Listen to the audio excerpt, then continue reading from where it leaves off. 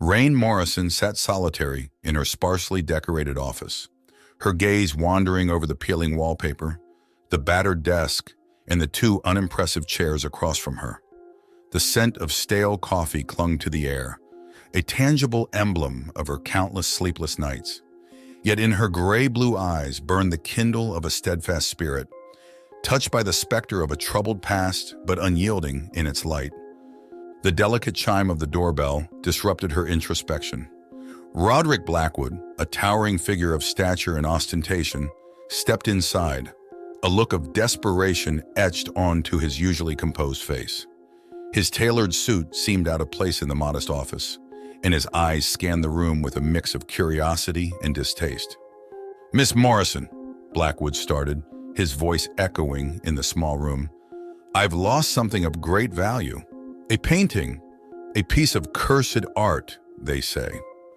He handed her a photograph of a hauntingly beautiful but uncanny canvas, a phantasmagoric vision that seemed to pulse with a life of its own. In the days that followed, Rain was initiated into the flamboyant world of art dealing, a realm as rich in color and intrigue as the canvases it worshipped. She spent hours in Blackwood's nightclub, the Colored Serpent, a venue where opulence mingled with mystery. It was an eclectic universe unto itself, pulsating with the heartbeat of jazz, drenched in hushed whispers and surreptitious glances. Rain found herself in conversation with an array of guests, each more eccentric than the last. A sommelier with a penchant for surrealism, a ballet dancer enchanted by abstract expressionism, a reclusive author who saw in the art a reflection of his own dark fantasies. Yet amidst the myriad personalities, a common thread ran like a disquieting undercurrent, an unspoken fear that resonated in hushed tones, an elusive mystery that centered around the stolen art pieces. In this strange dance of inquiry and subterfuge, she proved her mettle. A keen observer, she noticed a tremble in a hand, a hesitant pause, a fleeting look of terror. Bit by bit, the convoluted puzzle of the stolen painting began to unravel. However, as the night stretched into a tapestry of sinister happenings and veiled secrets, she began to feel an uncanny sensation. Whenever she stepped into the nightclub, she felt watched. The feeling was not threatening, but rather a curious observation, as though she had unknowingly crossed into a realm where her every move was of profound interest. An undeniable chill ran down her spine, a silent harbinger of the cosmic abyss she was unwittingly circling. As Rain ventured deeper into the labyrinthine secrets of the Colored Serpent, she began to perceive the world through a stained glass of cosmic horror. The nightclub, once an emblem of extravagance, now stood as a confluence of veiled terror and bewitching allure. Each corner seemed shrouded in whispering shadows, each piece of art a silent herald of the eldritch secrets the establishment held. Her interactions grew fraught with revelations. She found herself engaged in clandestine conversations, with patrons who spoke of art as if it were a living entity, a force that breathed, suffered, and rejoiced in an alien tongue. A dealer with a sickly pallor confided about other missing paintings, each piece bearing an eerie similarity to Blackwood's stolen treasure. One night, ensnared in the pulsating thrum of the club's jazz ensemble, she met Camille, a figure of ethereal beauty, draped in the melancholy of secrets untold. With Camille's arrival, the dance of mystery took on a more somber tone. In hushed, hurried exchanges, Camille revealed a pattern to the stolen paintings, their disappearance linked to a shadowy figure they only referred to as the specter. As the narrative began to unfurl like a lurid tapestry, Rain became acutely aware of the surreal tinges that stained her reality. An unexplainable chill would creep into her bones whenever she neared certain artworks. Symbols, both cryptic and disturbing, would appear in the corner of her vision, only to vanish when she tried to focus on them. The waking world began to bleed into the realm of nightmares. She dreamt of an otherworldly realm of shifting hues and grotesque entities, an echo of the haunting artworks that populated the nightclub. She awoke each morning, bathed in a cold sweat, the echoes of their inhuman whispers still lingering in her mind. The final thread came undone when she found herself locked in a cellar of the club, accidentally trapped in the dead of night. Here, in the chilling silence, she discovered a mural hidden behind wine crates. The sprawling artwork depicted a grotesque spectacle of ancient, terrible beings, the very same she had encountered in her nightmares. Emerging from the shadows of the cellar, she carried with her a newfound dread. The world around her was no longer the same. It had transformed into a sinister mosaic of hidden horrors and cryptic lore. The veil between reality and the surreal grew thin as rain waded deeper into the heart of the mystery. The world around her warped, reminiscent of a Dali painting, reflecting a realm where cosmic horrors lurked in the shadows of the mundane. She moved through her investigation with the knowledge that she was no longer a mere spectator, but an integral part of the nightmarish tableau. Her search led her to Edmund Alcott, a reclusive and eccentric artist, his soul as ancient as the terrible beings he painted.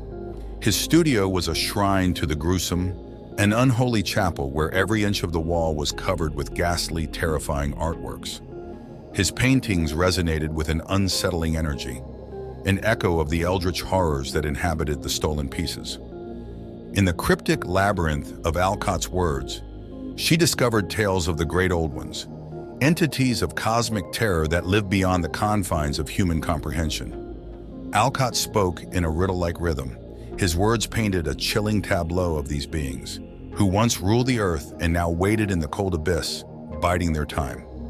He revealed that the stolen paintings were not mere creations, but gateways, conduits to the realm of these ancient horrors. The revelation shook her to her core. Her world, already teetering on the edge of the surreal, was shattered, replaced by the grim reality of cosmic terror. The understanding drove a spike of fear into her heart, yet the flame of her resolve refused to be extinguished. Haunting visions began to plague her. Every shadow morphed into grotesque figures.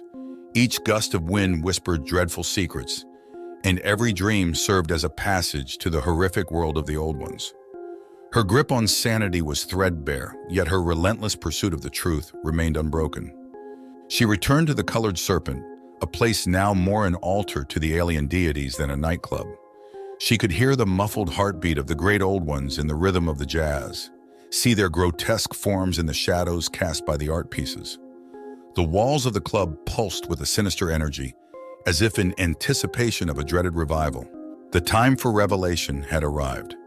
As Rain stepped into the pulsating heart of the Colored Serpent, she was stepping into the jaws of the cosmic beast that had been silently gnawing at her reality. The club had transfigured into a dark cathedral, its velvet shadows thrumming with a primordial energy that defied human comprehension. A procession of art dealers and patrons moved in a trance-like rhythm, their faces awash with dread and anticipation. The stolen artworks were unveiled, arranged in a disconcerting pattern around the main hall, their grotesque splendor captivating the room. Her gaze traced the arcs of the unhallowed ritual, the air around her heavy with the scent of fear and incense. Each stolen painting seemed alive, pulsating with an alien heartbeat, their ethereal landscapes churning, swirling into vortexes that promised a glimpse of the abyss beyond. A cacophony of voices arose, chants in a tongue older than time itself. It reverberated through the club, each syllable a hook sinking into the fabric of reality, pulling at the threads of the unseen realm. A spectral figure emerged from the crowd, the specter, the orchestrator of the stolen art pieces, their ghastly ringleader in this cosmic play. The ritual reached its crescendo. A terrible entity emerged from the canvas vortexes, its form an abhorrent paradox that sent ripples of madness through the crowd. The Great Old One, an avatar of the cosmic horrors, had been summoned into their world. Her sanity teetered on the brink as she bore witness to the horrifying spectacle. The fear within her was potent, yet a strange serenity washed over her.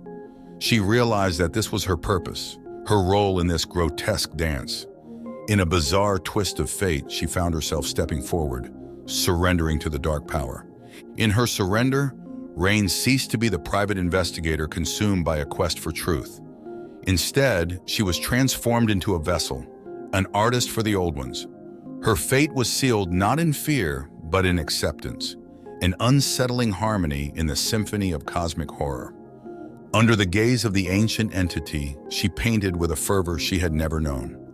Each stroke was a testament to her journey, her fall into the abyss. The entity watched, its countless eyes reflecting the birth of a new servant, a new gateway into their realm. In the end, she was neither victorious nor defeated. She simply was, a figure in the shadows of the colored serpent, painting worlds unseen by human eyes. She had become a living testament to the cosmic horror she sought to understand, an eerie echo of the mystery she had plunged into, forever trapped in the cosmic maw. We appreciate you tuning in. If you fancied the content, show your support with a like and subscribe. Hit the bell to keep up with our eerie adventures. Eldritch Tales Factory has plenty more to offer. Until next time.